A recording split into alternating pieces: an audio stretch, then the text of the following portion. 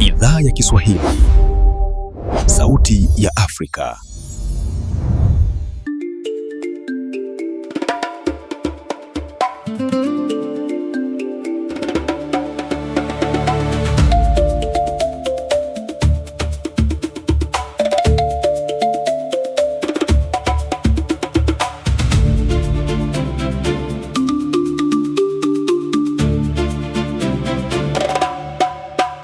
Ni saa 12:30 Afrika ya Kati, 1:30 jioni Afrika Mashariki. Ukiwa Kinshasa, Brazzaville na Bangui itakuwa ni saa 11:30 jioni. Hujambo popote ulipo Afrika na kote duniani. Hii ni idhaa ya Kiswahili ya Afrika, Sauti ya Mwafrika. Haya ni matangazo yanayoangazia matukio muhimu barani. Msikilizaji, tumekuandalia taarifa mbalimbali ikiwamo sanaa, uongozi, afya, teknolojia, spoti, bila kusahau mazingira. Jina langu ni Anna Ngugi. Andamana nasi kwenye ukurasa wetu wa Facebook, YouTube, X na TikTok. Tafuta idhaa ya Kiswahili ya Afrika. Karibu mpenzi msikilizaji, tuandamane.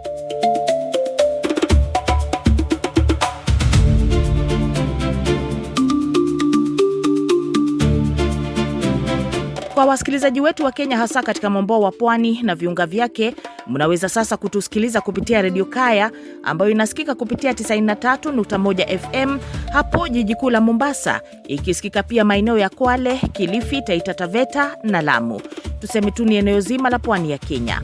Nchini Tanzania mnaweza kutusikiliza kupitia 92.5 Highlands FM, radio iliyopo katika mkoa wa Mbeya na ukanda wa nyanda za juu kusini. Inasikika maeneo ya kaskazini ya Zambia na Malawi. Kwa wasikilizaji wetu wa Uganda, sasa tupo kwenye Jogoo, ikiwikia 93.8 FM na ambayo inapatikana maeneo ya Mbale, Iganga, Mayunge, Malaba na mpakani Busia, na pia baadhi ya Kisumu nchini Kenya.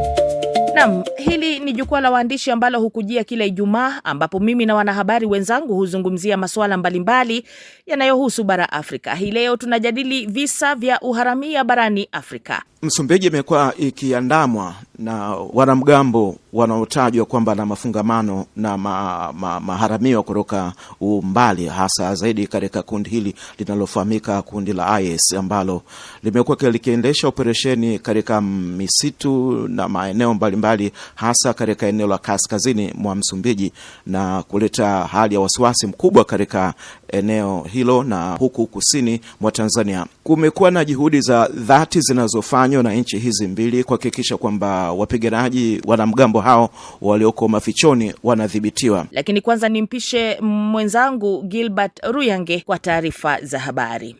Idhaa ya Kiswahili, Sauti ya Afrika. Toro, Uganda. Jamii ya Toro nchini Uganda inaomboleza kifo cha mfalme Omukama Oyo Nyimba Kabamba Iguru Rukidi wa 4. Mfalme huyo amefariki dunia akiwa na miaka 34.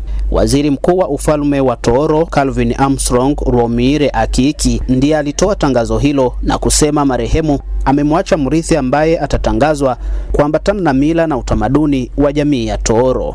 Mfalme Oyo amekuwa nchini Marekani ambapo amekuwa akipokea matibabu kwa maradhi yasiyojulikana na aliondoka nchini Uganda Agosti tarehe 3. Wiki hii ufalme ulikuwa umetangaza kuwa afya ya marehemu ilikuwa imedhoofika na kuomba jamii kumfanyia dua ili apate afueni. Oyo Nyimba Kabamba alizaliwa Aprili 16 mwaka 1992 na wazazi wake ni hayati Mfalme Matthew Kaboyo Olimi wa 3 na Malikia Besti Kamigisa. Lusaka, Zambia. Polisi nchini Zambia wamemkamata kiongozi wa upinzani Brian Mandubile baada ya kujikabidhi kwao. Mwanasiasa huyo aliomba hifadhi katika ofisi za Umoja wa Mataifa mjini Lusaka. Mandubile aliandamana na mgombea mwenza Makebu Zulu katika kituo cha polisi, na wawili hao wameandika waraka na wanaendelea kuhojiwa kwa tuhuma za uhaini. Mwanasiasa huyo alikimbilia mafichoni baada ya maafisa wa polisi kuvamia makazi yake mjini Lusaka. Katika msako huo, polisi walimpiga risasi na kumuua waziri wa zamani na kuwakamata wanasiasa kadhaa wa upinzani Kisangani, DRC. Kampeni ya kutoa chanjo dhidi ya homa ya Ebola imeanza mashariki mwa Jamhuri ya Kidemokrasia ya Kongo. Shirika la Afya Duniani WHO linasema chanjo hiyo inatoa matumaini ya kudhibiti kasi ya maambukizi ya virusi hivyo vinavyosambaa kwa haraka. Wahudumu wa afya na wafanyakazi walio katika hatari ya kuambukizwa wamepewa kipaumbele kupokea chanjo hiyo aina ya Evebo. Akizungumza katika uzinduzi wa kampeni hiyo mjini Kisangani, mkoa wa Shop, waziri wa afya nchini DRC Roger Kamba amesema serikali na wadhamini wa hudumu wa afya na kuhakikisha maslahi yao yanazingatiwa. WHO imesema dozi 70,000 zimeidhinishwa kutumiwa nchini DRC.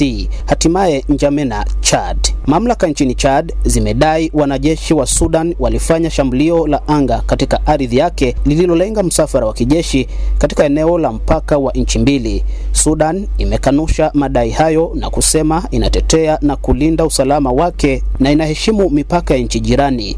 Hii ndio mara ya kwanza jeshi la Sudan limelaumiwa kutekeleza mashambulio ndani ya nchi nyingine katika vita ya nchi hiyo inayoingia mwaka wa 4. Mashirika ya kimataifa yamesema Chad imetumiwa kama njia ya kusafirisha silaha kwa jeshi la wanamgambo wa RSF.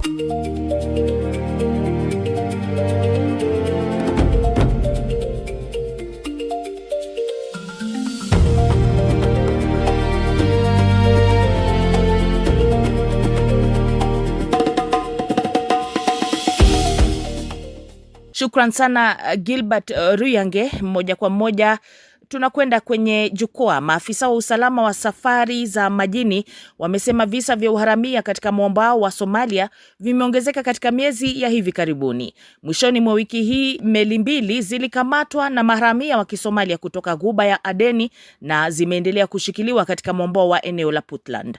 Jumla ya meli za mizigo 13 zimeshambuliwa na maharamia wa Kisomalia mwaka huu. Meli nyingi za mizigo zimeanza kutumia Ghuba ya Aden kuelekea mwambao wa Somalia baada ya kulengwa na wapiganaji wa Kihudhi wanaotawala Yemen. Hii imefanya meli hizo kuwa katika hatari ya kulengwa na maharamia. Mamlaka za kimataifa zinazotathmini usalama wa bahari zimeelekeza rasilimali zake kutathmini hali katika mlango wa bahari wa Hormuz na bahari ya Shamu. Hii imefanya mwambao wa Somalia na maeneo mengine yanayopakana na bahari Afrika kuwa ngome ya maharamia. Hii leo tunahoji, vipi Afrika inakabiliana na tatizo hili la uharamia? Kuvalia njuga mjadala wa leo, tutakuwa na wenzangu kutoka nchini Tanzania George Njogopa, kutoka nchini Kenya Gabriel Ingubu, na kutoka nchini Rwanda Silvenas Karemera. Moja kwa moja basi kwako Gabriel Ingubu, ukiwa Kenya. Kenya ina bandari ya Mombasa ambayo ni muhimu kwa biashara ya Afrika Mashariki. Ikiwa uharamia utaongezeka katika bahari Hindi, ni kwa kiwango gani unaweza kuongezeka ama kuongeza gharama za usafirishaji, bima na hatimaye bei za bidhaa kwa mwananchi wa kawaida? Ningependa kusema hivi, bandari ya Mombasa ni lango la biashara kwa Afrika Mashariki na Kati.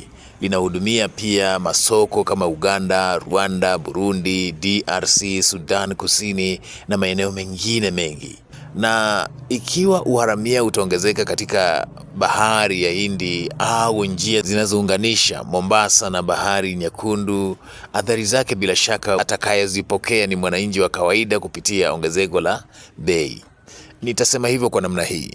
Kampuni za bima zinapoona eneo fulani kuwa hatari, zinaongeza kile kinachoitwa war risk kwa kimombo, au kwa Kiswahili tunasema malipo ya bima dhidi ya hatari za vita na mashambulizi. Takwimu zipo kutoka shirika la Umoja wa Mataifa la biashara na maendeleo, inaitwa UNCDAD, kwamba wakati meli zilipoanza kukwepa bahari Nyekundu na mfereji wa Suez, baadhi ya safari ziliongezwa takriban siku 12, huku njia ndefu zikiongeza matumizi ya mafuta, mishahara ya wafanyakazi, bima na gharama za kukodi meli. Kwa hivyo ongezeko lolote la gharama ya safari za baharini uhadhiri moja kwa moja bei ya bidhaa. Ala, tukiwa hapo John Jogopa, ukiwa Dar es Salaam, Tanzania ina bandari ya Dar es Salaam ambayo ni lango muhimu kwa nchi kadhaa zisizo na bandari. Ikiwa meli zitaanza kuepuka njia za Afrika Mashariki kwa sababu ya hofu ya uharamia, athari zake zinaweza kuwa zipi kwa Tanzania na nchi zinazotegemea bandari yake? Katika miaka hivi karibuni, Tanzania imepiga hatua kubwa kuiboresha bandari ya Dar es Salaam. Imeleta uwekezaji mkubwa na imepanua magati. Itakumbukwa kwamba miaka ya nyuma bandari hii ya Dar es Salaam ilikuwa inafanya kazi katika mazingira ya kuzorota, na hata baadhi ya nchi ambazo zilikuwa zikiitegemea bandari hii zilijaribu kuonyesha wasiwasi na hata kutishia kuanza kujiondoa kuitumia bandari hii ya Dar es Salaam. Lakini miaka hivi karibuni serikali imechukua hatua madhubuti na kuona kwamba bandari ya Dar es Salaam inafanya kazi katika mazingira yenye ufanisi mkubwa. Kwa hivyo mapato makubwa katika Tanzania ni bandari ya Dar es Salaam. Bandari ya Tanga pia inatajwa kuwa na umuhimu mkubwa. Bandari Mtwara nayo pia ni kiunganishi muhimu kwa nchi jirani na mikoa ya kusini. Inapojitokeza swala la uharamia katika bahari ya Hindi, hasa katika eneo hili la pwani ya Afrika Mashariki, iwapo uharamia huu unaotajwa kuanza kuchomoza kwa mara nyingine katika pwani ya Somalia na nchi za pembe za Afrika, nchi zinazotegemea bandari ya Dar es Salaam kama nchi za Rwanda, nchi za Jamhuri ya Kidemokrasia ya Kongo, Malawi, mpaka Zambia zitakuwa katika wakati mgumu, kwa sababu asilimia kubwa ya mizigo na bidhaa zinazotoka ng'ambo zinategemea bandari ya Dar es Salaam. Na wakati ambako kumekuwa na juhudi zinazofanya kuimarisha miundombinu mbalimbali ikiwemo ya reli, ujenzi wa reli ya sasa inayojengwa SGR ambayo tayari imepiga hatua inaelekea mikoa ya Kigoma na baadaye itaingia katika nchi jirani za Rwanda na nchi kama Zambia pia na hata Kongo huko. Kwa hivyo iwapo kutajitokeza wasiwasi wa kuwepo kwa kitisho cha kuibuka matukio ya kiharamia, basi pigo katika nchi zinazotegemea bandari ya Dar es Salaam ni kubwa mno. Uchumi unaweza kuporomoka kwa kiwango kikubwa, kwa sababu gharama za kusafirisha bidhaa kutoka eneo tofauti na bandari ya Dar es Salaam itakuwa kubwa sana. Tuingie nchini Rwanda, pale Kigali, tumpate Silvanus Karemera. Rwanda haina mwambao wa pwani, lakini ni sehemu ya Jumuiya ya Afrika Mashariki na uchumi wake unategemea njia za biashara zinazopita katika bandari za nchi jirani. Uharamia katika bahari ya Hindi unaweza kuathiri vipi uchumi na biashara Rwanda? Nadhani hilo ni swali ambalo kwa kweli ukiliangalia ni swali rahisi, lakini pia ni swali gumu, kwa sababu Rwanda kama ulivyosema ni nchi ambayo haina bandari, haina mlango bahari, na uchumi wa Rwanda unategemea sana sana bandari za Mombasa pamoja na bandari ya Dar es Salaam. Na kusema ukweli ni kwamba bidhaa nyingi sana za Rwanda zinazotoka nchi za nje zinapitia katika bandari hizi, na zaidi ya asilimia 75 mpaka hata 80 inapitia bandari ya Dar es Salaam. Kwa hali hiyo ni kwamba kunapokuwepo na hali fulani ya mkanganyiko wa safari za meli katika miambao ya pwani. Ninaposema pwani maana yake ni kwamba ni kuanzia kule Somalia kuteremka mpaka Cape Town. Kwa hivyo kimsingi ni kwamba biashara za Rwanda, tuseme labda zile zinazotoka Rwanda kuingia katika nchi za nje, lakini pia kutoka nchi za nje kuingia Rwanda zinaathirika, yani ule mnyororo wa usafirishaji wa bidhaa zinaathirika. Kwa hivyo usalama wa bahari maana yake si kwamba unanufaisha nchi kama Kenya, nchi kama Somalia, nchi kama Msumbiji, nchi kama Tanzania, hapana. Unanufaisha pia nchi nyingine ambazo kwazo zinategemea nchi hizi ambazo nimezitaja, ambazo ziko katika miambao ya bahari, kwamba ndo zinasaidia. Na hata sio Rwanda peke yake, kwa sababu Rwanda pia ni mlango wa kuingilia mashariki mwa Jamhuri ya Kidemokrasia ya Kongo, na tuseme Rwanda ni transit. Kwa hivyo maana yake ni kwamba ikitokea hali kama hiyo, si kwamba ni uchumi wa Rwanda unaoyumba peke yake, si uchumi wa Burundi unaoyumba peke yake, bali pia nchi kama Uganda, maeneo makubwa kama Jamhuri ya Kidemokrasia ya Kongo yanaathirika. Na ninavyozungumza hivi maana yake ni kwamba mapambano dhidi ya usalama mdogo katika miambao ya bahari si kwamba ni wa nchi moja, maana yake si wa Kenya, maana yake si wa Tanzania, maana yake si wa Somalia, ni ushirikiano wa mataifa. Na unaposema kwamba pengine nchi zinazoathirika ni Rwanda ama labda ni nchi nyingine zenye ambazo hazina mlango bahari, sehemu moja ni kweli, lakini sehemu nyingine si kwamba ni hizo nchi ambazo zinaathirika. Pia hata hizo nchi zenye miambao, zenye milango bahari, kwa mfano bidhaa za Rwanda zinazoingia kupitia bandari ya Dar es Salaam na Mombasa, maana yake zinalipa, maana yake kuna pesa inaingia katika serikali ya Kenya na serikali ya Tanzania. Lakini zikiathirika bidhaa hizo, huo mnyororo ukishakatika, maana yake ni kwamba nchi kama Tanzania, nchi kama Somalia, nchi kama Kenya zinapoteza mapato yake kupitia zile tozo na gharama za usafiri na usafirishaji kutoka nchi ambazo hazina milango bahari. Msikilizaji, ikiwa unajiunga nasi, hii ni idhaa ya Kiswahili ya Afrika, sauti ya Mwafrika. Jiunge nasi kwenye Facebook, TikTok na X. Tafuta idhaa ya Kiswahili ya Afrika. Tunakukaribisha pia ujiunge, yani usubscribe na YouTube ya idhaa ya Kiswahili ya Afrika na kuwa huru kabisa kuchangia kwenye matangazo ya leo. Mimi ni Ann Ngugi.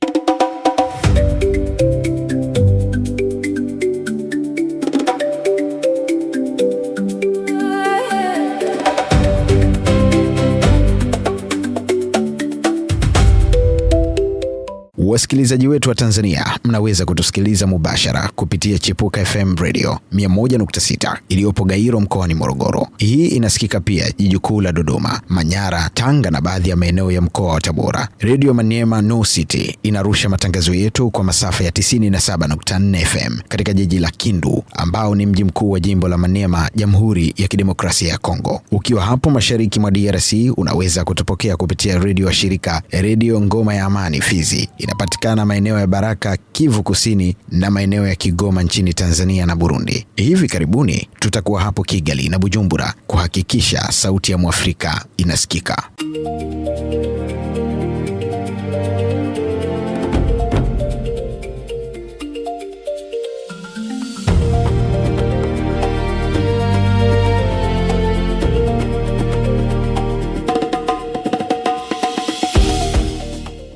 Na tunaingia kwenye awamu ya pili ya jukwaa la wanahabari, tukizungumza uvamizi wa maharamia katika pwani ya Afrika ya Mashariki. Gabriel Ingubuki wa Kenya imekuwa ikishirikiana na mataifa ya nje katika usalama wa bahari. Je, nchi za Afrika Mashariki zina uwezo wa kujenga mfumo wao wenyewe wa kulinda bahari, au bado tunahitaji kutegemea meli na vifaa vya kijeshi kutoka Marekani na Ulaya? Naona tusijichukulie kwamba sisi wenyewe Afrika tunaweza kujisimamia kwa mambo mengi. La hasha. Juhudi za kujitegemea hizo zipo kabisa. Rasilimali za kutosha ndio bado zinafanya utegemezi kwa mataifa ya magharibi zinaonekana. Kuna dalili kwamba mfumo wa kikanda tayari unaanza kujengwa. Kuna mfumo wa Djibouti Code of Conduct, kwa jina lingine Jeddah Amendment, unaoziunganisha nchi za ukanda wa bahari ya Hindi Magharibi na Guba ya Edeni katika kubadilishana taarifa, kupambana na uharamia, uvuvi haramu, biashara haramu na uhalifu mwingine wa baharini. Kuna hatua muhimu sana ambayo ilifanyika Mombasa mwaka jana, ambapo nchi za eneo hili zilikubaliana juu ya mfumo mpya wa kuimarisha operesheni za pamoja baharini. Mfumo huo unalenga kuimarisha majeshi ya majini, vyombo vya sheria na taasisi madhubuti ili kutoka kwenye mikataba ya kisiasa kwenda kwenye ushirikiano wa kweli wa operesheni baharini. Vile vile Kenya imeendelea kujenga uwezo wake wa kufuatilia kinachoendelea baharini. Mwaka jana huo ilianza kuweka ramani ya kuanzisha ile tunaita National Maritime Information Sharing Center, ambayo inalenga kuunganisha taasisi mbalimbali na kuboresha uwezo wa kugundua, kufuatilia vitisho baharini. Hii ni kwa sababu uharamia huo unatokea mbali sana ndani ya bahari, kwa mbali mamia ya maelfu ya kilomita kutoka bandarini. Ndani ya kina hicho kirefu ndio maana mataifa yaliyoendelea na kuja ndani, sababu kule kunahitaji kumfuatilia mshukio akiwa kule ndani katika eneo kubwa la bahari. Kunahitaji satellite, ndege za doria za baharini, meli zenye uwezo wa kukaa baharini kwa muda mrefu, helikopta, mifumo ya kisasa ya rada.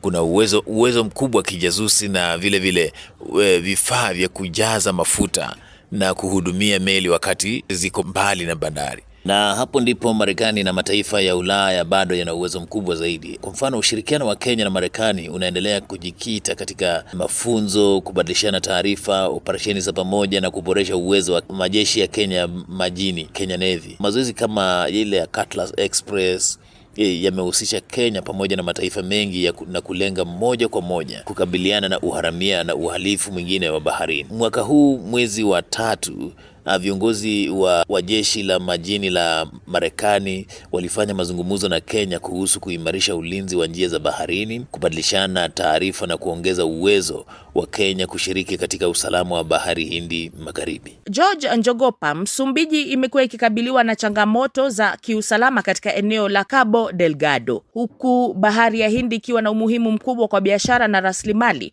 Je, kuna uhusiano gani kati ya udhaifu wa usalama nchi kavu na kuongezeka kwa uhalifu baharini? Msumbiji imekuwa ikiandamwa na wanamgambo wanaotajwa kwamba na mafungamano na maharamio kutoka umbali, hasa zaidi katika kundi hili linalofahamika kundi la IS, ambalo limekuwa likiendesha operesheni katika misitu na maeneo mbalimbali, hasa katika eneo la kaskazini mwa Msumbiji, na kuleta hali ya wasiwasi mkubwa katika eneo hilo. Na huku kusini mwa Tanzania kumekuwa na juhudi za dhati zinazofanywa na nchi hizi mbili kuhakikisha kwamba wapiganaji wanamgambo hao walioko mafichoni wanadhibitiwa. Kukosekana kwa usalama katika maeneo ya bahari na nchi kavu kumesababisha kushamiri kwa vitendo vya kiharamia. Kumekuwa na ripoti katika miaka hivi karibuni kwamba baadhi ya makundi ya kiharamia, hasa wapiganaji wa IS, wamekuwa wakiwasajili wapiganaji kutoka Tanzania wanaosafiri na kusafirishwa kimya kutoka mikoa mbalimbali iliyoko kusini na kupelekwa Msumbiji na kujiingiza katika makundi haya. Na ndio maana katika miaka fulani Tanzania iliendesha operesheni kali katika maeneo, kwa mfano maeneo ya Kibiti huko Rufiji, ambako kulidaiwa kwamba kuwepo kwa makundi ya kiharamia yakijificha na kuendesha operesheni na kuelekea huko Msumbiji. Na ndio maana wakati wote viongozi wa nchi hizi mbili wanapokutana wamekuwa kitilia maanani kuimarisha ulinzi na usalama, kudumisha amani katika eneo hili la kusini mwa Tanzania na kaskazini mwa Msumbiji. Hivi karibuni Rais wa Msumbiji alipochukua hatamu za uongozi, ziara yake ya kwanza ilikuwa nchini Tanzania, Daniel Chapo, wakati alipokutana na mwenyeji wake Rais Samia Suluhu Hassan Ikulu Dar es Salaam. Pamoja na mazungumzo yao masuala mengine kuimarisha ushirikiano wa kidugu na masuala ya kibiashara na kukuza uchumi, lakini walisisitiza pia swala la ulinzi wa amani. Rais Chapo ambaye hivi karibuni pia aliwasili nchini Tanzania katika uzinduzi wa maonyesho ya biashara ya kimataifa yanayofahamika kama Sabasaba, alidokeza namna ambazo nchi hizi mbili zinavyopaswa kuwa marafiki wa karibu katika kudumisha amani na ushirikiano kwa dhibiti wanamgambo wanaoendesha operesheni za uhalifu katika maeneo yaliyokaliwa huko kaskazini mwa Msumbiji. Na Rwanda, Silvanus Karemera, uharamia unaporudi kwa kasi katika ukanda huu, swali kubwa ni unamsaidia nani? Ni akina nani wanaofadhili au kunufaika na mitandao hii ya kihalifu, na ni aina gani ya mapato yanayofanya uharamia uendelee kuwa biashara yenye kuvutia? Wapo mabwenyenye katika mataifa makubwa, kwa sababu hii ni biashara haramu, na biashara haramu kawaida yake ni kwamba haijali maisha ya mtu, haijali thamani ya ubinadamu, haijali chochote.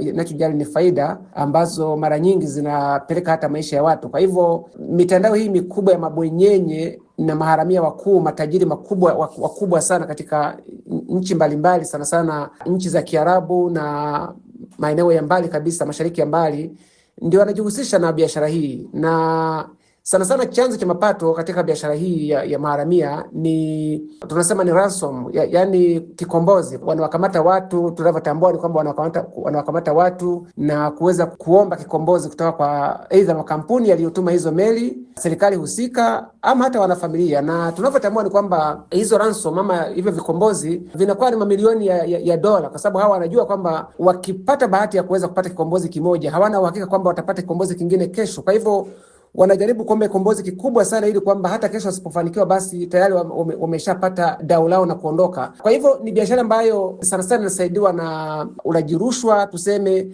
lakini pia mitandao ya kiserikali ambayo haifanyi kazi, kwa sababu hawa ni watu ambao ni matajiri makubwa kama nilivyosema, lakini wanakuwa ni rahisi sana kuweza hata kuwahonga viongozi sana sana wa ngazi za usalama katika mataifa husika, ambao kimsingi walikuwa na jukumu na wajibu wa mwanzo kabisa kuweza kusaidia na kulinda usalama wa wananchi na usalama wa bidhaa za kitaifa na usalama wa mtandao jumla wa biashara halali ambazo zinapitia katika miambao ya pwani katika nchi zetu hizi ambazo tulikuwa tunazungumzia hata mwanzo. Kwa hivyo tuseme kuna ushirikiano fulani hivi kutoka kwa watu hao, maharamia hao, lakini pia kuna baadhi ya watu katika serikali zetu hizi za Kiafrika ambazo wanawapa mianya. Tumeshuhudia ambako maafisa wa usalama wakipanga kabisa shambulizi la kuweza kuwashambulia hao maharamia, lakini baadaye sasa hao maharamia wakaja kujua mapema na aidha wakakimbia ama labda hata wakawashambulia maafisa wa serikali kabla ya wao kuwashambulia. Kwa hivyo kwa sababu wanakuwa wamepata taarifa za kijasusi. Kwa hivyo ni swala ambalo linakanganya kwa kweli na linalohitaji serikali ambayo inanuia na kudhamiria kwamba mtandao huu katike. Lakini kama ulivyouliza ni kwamba wanaopata faida zaidi ni mabwenyenye hao kwa ushirikiano na baadhi ya serikali zao, sana sana katika maeneo ya Asia ya mbali, maeneo ya Kiarabu huko, ambazo labda sipendi hata mtaje nchi zenyewe, lakini tunatambua kwamba kuna mtandao mkubwa ambao unakwenda mpaka baadhi ya nchi za Kiafrika, sana sana hizi nchi zenye mwambao wa bahari ya Atlantic pamoja na Hindi kwa ujumla wake. Naam, karibu tena, nikiona dakika zetu zinayoyoma, lakini tunakuja kutamatisha jukwaa la wanahabari tukiingia kwenye msururu wa awamu ya mwisho ya majadiliano yetu. Tukitazama Somalia, Gabriel Ingubu, Msumbiji na hata maeneo mengine yenye shughuli za uhalifu barani, tunaona kwamba uharamia hauishii kwenye kuteka meli pekee. Je, kuna hatari kwamba mitandao ya uharamia inaweza kuunganishwa na biashara ya silaha, ugaidi, usafirishaji wa dawa za kulevya au makundi yenye silaha? Katika mazingira ambayo udhibiti wa pwani ni dhaifu, mitandao ya wahalifu inaweza kutumia njia hizo za baharini kusafirisha watu, dawa za kulevya, silaha, wakati mwingine kushirikiana au kubadilishana huduma na makundi yenye silaha. Lakini muhimu kutofautisha kati ya ushahidi wa ushirikiano wa moja kwa moja na mazingira yanayowaruhusu mitandao tofauti kufanya kazi katika eneo moja, kwa sababu sio kila kundi la maharamia lina uhusiano wa moja kwa moja na kundi la kikaidi au mtandao wa dawa za kulevya. Kwa mfano, tukiangalia katika eneo la Mozambique ama Msumbiji, katika pwani ya Msumbiji, hasa katika mazingira ya Cabo Delgado, kuna mchanganyiko wa changamoto za ugaidi, mipaka ya baharini na mitandao ya biashara haramu. Umoja wa Mataifa ulitoa taarifa kwamba eneo la baharini kaskazini mwa Msumbiji limekuwa na ugaidi wa baharini unaohusishwa sana na uhasi wa ISIS katika Cabo ya Delgado, na huku ukanda mpana pia ukiwa na mitandao ya biashara ya silaha, dawa za kulevya na watu kupitia njia zile za baharini. Ukija katika sehemu ya Somalia, usalama wa baharini umeunganishwa kwa muda mrefu na tatizo pana la biashara ya haramu na makundi yenye silaha. Hata hatua za Umoja wa Mataifa zimeunganisha mamlaka ya kuzuia na kukagua meli zinazoshukiwa kusafirisha silaha, vifaa vya kijeshi, vipengele vya mabomu na makaa haramu katika maji yanayohusiana na Somalia. Na Rwanda, Silvanus Karemera, tukitazama Somalia, Msumbiji na pembe ya Afrika, changamoto za usalama baharini nyingi zinaenda sambamba na changamoto za kiuchumi na kisiasa katika nchi kavu. Je, kukabiliana na uharamia kwa kutumia jeshi pekee kunaweza kufanikiwa bila kushughulikia sababu zinazowasukuma vijana wa mitandao ya kihalifu kuingia katika biashara hii? Kwa maoni yangu sidhani kama inaweza yakaleta suluhisho la kudumu, kwa sababu hata hivyo tatizo la uharamia, tatizo la ugaidi limekuwepo kwa miaka sasa, na serikali husika zimekuwa zikitumia nguvu sana, zikituma idadi kubwa wanajeshi, zikiweka hata doria katika miambao ya bahari za Atlantic na Hindi, lakini bado tunaona kwamba vitendo hivyo bado vipo. Na kikubwa zaidi pia unaona kwamba pamoja na mito yote hiyo, pamoja na harakati zote hizo, lakini bado kuna vijana ambao wanaingia kwenye ugaidi. Sasa nadhani kwa kujibu kwa ufupi swali lako ni kwamba haiwezekani, ni la hasha, kwamba kamwe haiwezekani kwamba matumizi ya jeshi, ingawa pia na yenyewe ni muhimu kuweza kukabiliana na tatizo hili, lakini sidhani kama ndio swali la mwisho. Swala kubwa ni good governance, tawala bora katika bara la Afrika, kwamba vijana wanapatiwa mahitaji ya msingi wanayohitaji ili kwamba wasiingie kwenye vitu hivi, lakini pia serikali zikaze mafunzo sana ya kuweza kuwafanya vijana waelewe kwamba kumbe kujiunga katika ugaidi, kumbe kujiunga katika uharamia sio suluhisho la kudumu la maisha yao, kwa sababu pale kuna hatari kwamba unaweza ukauawa, unaweza kukamatwa na kuweza kufungwa maisha jela. Ikiwa unajiunga nasi, shukrani na karibu. Hii ni idhaa ya Kiswahili ya Afrika, sauti ya Mwafrika. Tufuate kwenye Facebook, YouTube, TikTok na X. Tafuta idhaa ya Kiswahili ya Afrika. Walike marafiki na watu wa karibu kujiunga na idhaa ya Kiswahili ya Afrika. Kumbuka jamani, kusubscribe au kujiunga na YouTube yetu, kwani sote tu familia moja, sauti moja ya Mwafrika.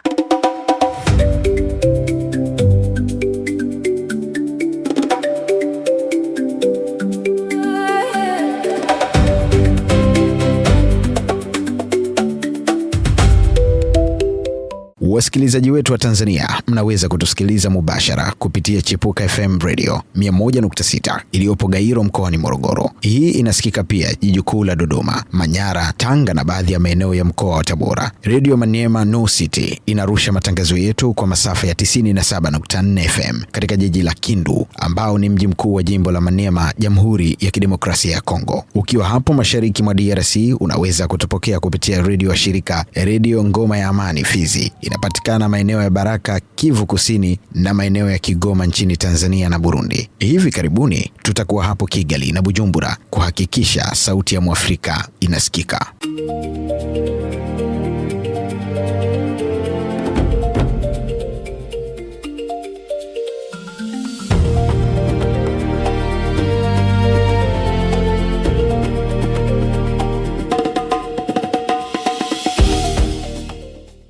Asanteni wenzangu tuliochangia mjadala wa leo kutoka Tanzania, Uganda na nchi ya Rwanda. Hili ni jukwaa la waandishi wa habari ambalo hukujia kila Ijumaa kila wiki, ambapo tunajadili masuala mbalimbali ambayo yanahusu sisi bara letu Afrika. Hii ni idhaa ya Kiswahili ya Afrika. Jiunge nasi kwenye Facebook, YouTube, TikTok na X.